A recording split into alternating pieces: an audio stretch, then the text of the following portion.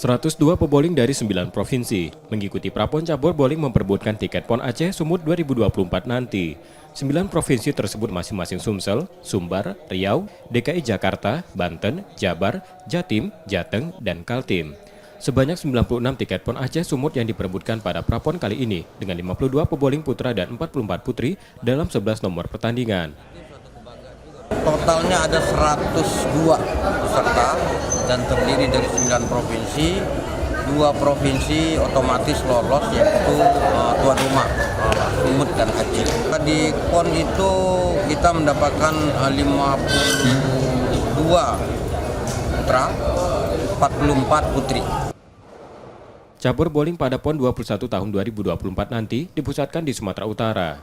Nur Muhammad, Kompas TV, Palembang, Sumatera Selatan.